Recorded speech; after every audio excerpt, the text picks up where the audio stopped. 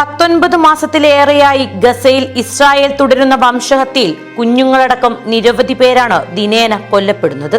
ചോര മരവിപ്പിക്കുന്ന വാർത്തകൾ ദിവസവും നാം കേൾക്കുന്നു. അധിനിവേശ സൈന്യം വിതച്ച വിനാശം ഗസയെ എന്നേ ഒരു മരണമുനമ്പാക്കി മാറ്റിയിരുന്നു.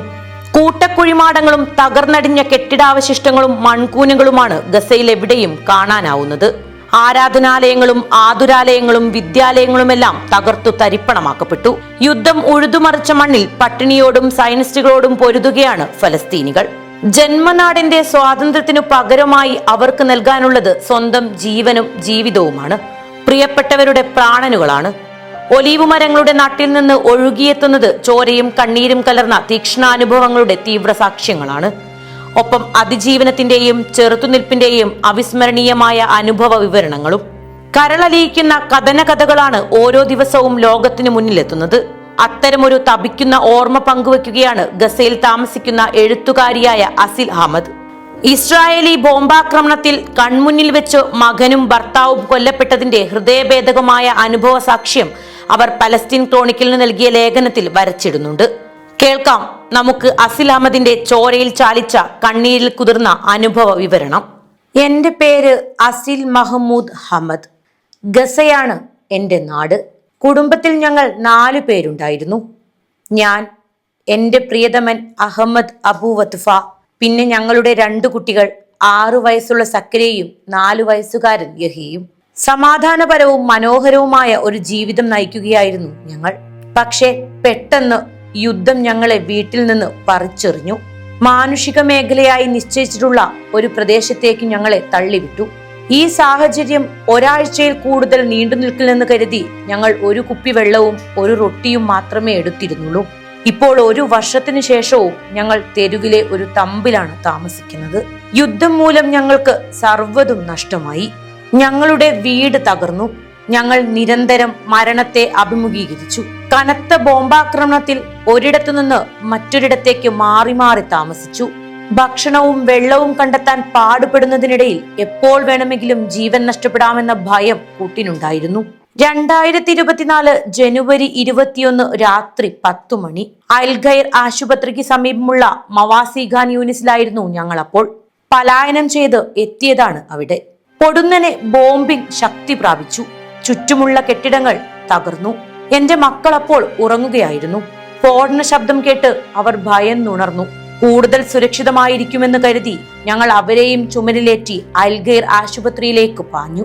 എന്നാൽ അപ്രതീക്ഷിതമായി ഇസ്രായേലി അധിനിവേശ സേന ആശുപത്രിയുടെ ഗേറ്റിന് നേരെ ഷെല്ലാക്രമണം നടത്തിയ ശേഷം ആശുപത്രി റെയ്ഡ് ചെയ്തു.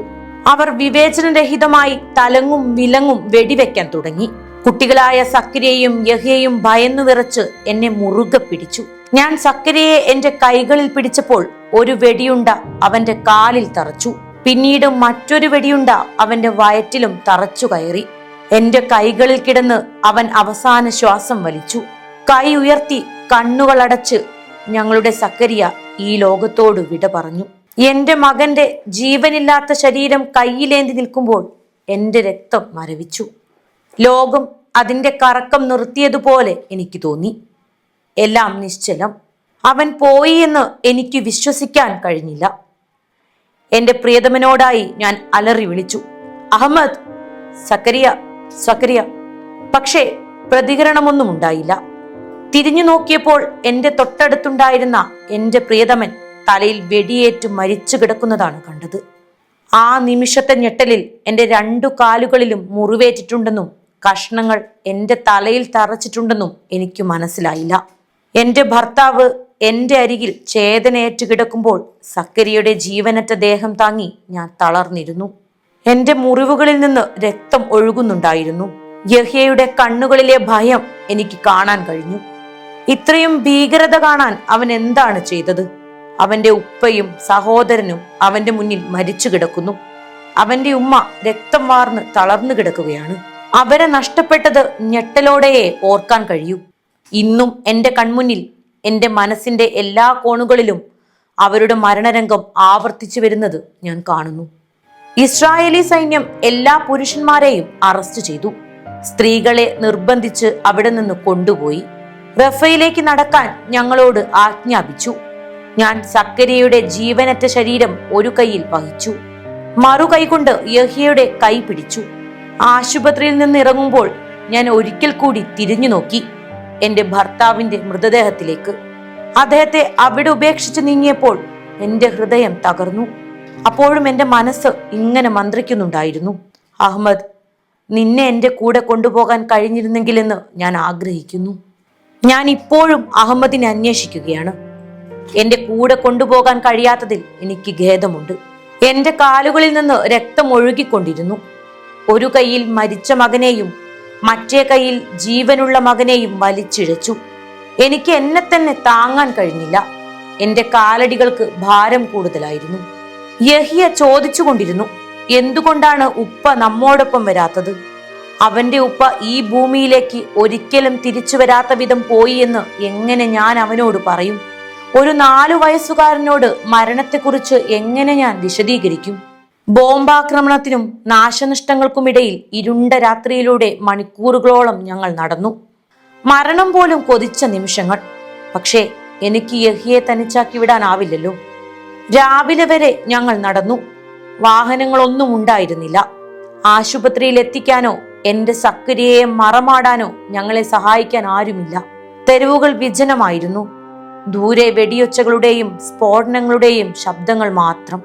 രാവിലെ 8 മണിയോടെ ഞങ്ങളെ ആശുപത്രിയിലേക്ക് കൊണ്ടുപോകാനും സക്കരിയയെ സംസ്കരിക്കാനും സഹായത്തിനായി ഒരു ബന്ധുവിനെ ഞാൻ കണ്ടെത്തി. പക്ഷേ എന്റെ ഭർത്താവിനോട് ഒന്ന് അന്ത്യയാത്ര പറയാനോ അദ്ദേഹത്തിന്റെ മയ്യത്ത് മറമാടാനോ എനിക്ക് കഴിഞ്ഞിട്ടില്ല. 1 വർഷത്തിനു ശേഷം വെടിനിർത്തൽ ആരംഭിച്ചപ്പോൾ എനിക്ക് എന്റെ ഭർത്താവിന്റെ മൃതദേഹത്തെക്കുറിച്ചായിരുന്നു മുഴുവൻ ചിന്തയും. ഇത്രയും കാലം കഴിഞ്ഞെങ്കിലും അത് ഞാൻ ഉപേക്ഷിച്ച അതേ സ്ഥലത്തുണ്ടായിരിക്കുമെന്ന് ഞാൻ കരുതി.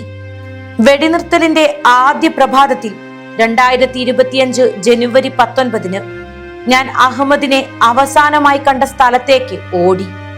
എന്റെ ഹൃദയം ആ രാത്രിയുടെ ഓർമ്മകളാൽ വേട്ടയാടപ്പെട്ടു. എല്ലായിടത്തും നാശം പടർന്നിരുന്നു.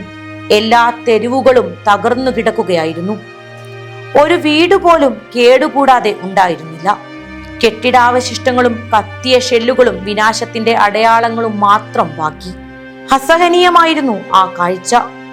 ഞാൻ ചിന്തിച്ചു കൊണ്ടിരുന്നു, നമ്മൾ എങ്ങനെ ജീവിക്കും? ജീവിതം എങ്ങനെ തിരിച്ചു പിടിക്കും? ഗസ ഇനി എങ്ങനെ പഴയതുപോലെയാകും? മണിക്കൂറുകൾ നീണ്ട നടത്തത്തിനു ശേഷം എന്റെ ജീവിതത്തിലെ ഏറ്റവും കഠിനമായ നിമിഷങ്ങളിലൂടെ കടന്നുപോയ ആ സ്ഥലത്ത് ഞാൻ എത്തി. പക്ഷേ അഹമ്മദ് അവിടെ ഉണ്ടായിരുന്നില്ല. ബാക്കിയായ ഒരു അടയാളമെങ്കിലും കണ്ടെത്തുന്നതിനായി ഞാൻ എല്ലായിടത്തും തിരഞ്ഞു. ഒരു വസ്ത്രത്തുണ്ട്, ഒരു മോതിരം, അങ്ങനെ എന്തെങ്കിലും. അദ്ദേഹം ഇപ്പോഴും അവിടെ ഉണ്ടായിരുന്നുവെന്ന് എനിക്ക് പറയാൻ കഴിയുന്ന എന്തെങ്കിലും കിട്ടുമെന്ന് ഞാൻ പ്രതീക്ഷിച്ചു. എന്റെ അഹമ്മദ്, എന്റെ പ്രിയനെ, നീ ഇവിടെ ഇല്ലെന്ന് എനിക്ക് വിശ്വസിക്കാൻ കഴിയുന്നില്ല. നിന്നെ സക്കരിയയുടെ അരികിൽ അടക്കം ചെയ്യണമെന്ന് ഞാൻ ആഗ്രഹിച്ചു. അങ്ങനെയെങ്കിലും നിങ്ങൾക്ക് ഒരുമിച്ചിരിക്കാമല്ലോ. യഹിയും ഞാനും നിന്നെ ഒരുപാട് മിസ് ചെയ്യുന്നു. യഹിയ നിന്നെയും സക്കരിയയെയും കുറിച്ച് ചോദിച്ചുകൊണ്ടേയിരിക്കുന്നു. അവൻ ചോദിക്കുന്നു, എന്തുകൊണ്ടാണ് നീ അന്ന് രാത്രി ഞങ്ങളോടൊപ്പം വരാതിരുന്നതെന്ന്. ഞാൻ അവനോട് എന്തു മറുപടി പറയും? നിന്നെ എന്റെ കൂടെ കൊണ്ടുപോകാൻ കഴിയില്ലെന്ന് എങ്ങനെ ഞാൻ അവനോട് പറയും? നീ ഒരിക്കലും തിരിച്ചു വരില്ലെന്ന് ഞാൻ എങ്ങനെ അവനെ ബോധ്യപ്പെടുത്തും?